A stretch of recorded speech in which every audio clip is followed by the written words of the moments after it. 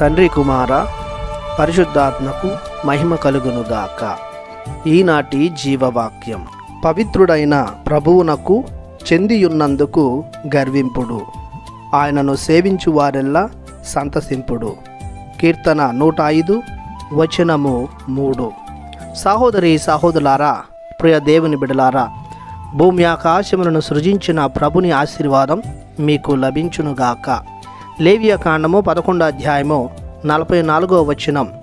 నేను పవిత్రుడను కనుక నా వలన మీరును పవిత్రులైతిరి. లేవియకాండము 19వ అధ్యాయము 2వ వచనము. మీ దేవుడను ప్రభుడనైన నేను పవిత్రుడను కనుక మీరును పవిత్రులయ్యుందురు.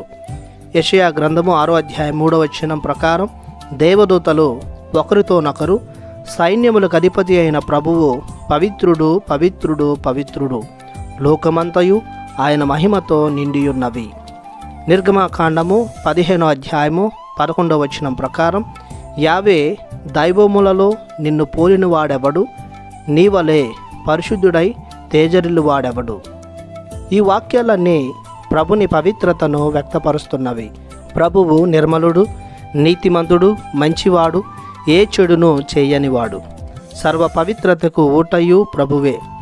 అలాంటి ప్రభుని మనం ఇష్టదైవంగా పొందినందుకు ధన్యులం. లోకములో ఇంకా క్రీస్తును మించిన నీతిమంతుడును లేడు. పవిత్రతకు మారుపేరు క్రీస్తు ప్రభువే.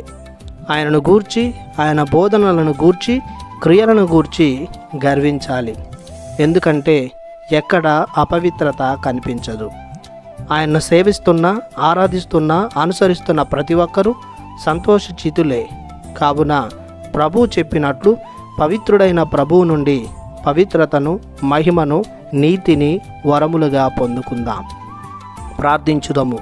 సకల పవిత్రతకు ఊట అయిన మా దేవా, మీ వలె మేమును నీతిని, మంచితనాన్ని, కారుణ్యాన్ని, ప్రేమను కలిగి చెడును, అపవిత్రతను వీడి లోకమంతయు మీ మహిమను ప్రకటించే, అనుభవించే పవిత్రతను మాకందరికి దయచేయమని పవిత్రమైన యేసు శక్తిగల నామములో ప్రార్థిస్తున్నాము తండ్రి.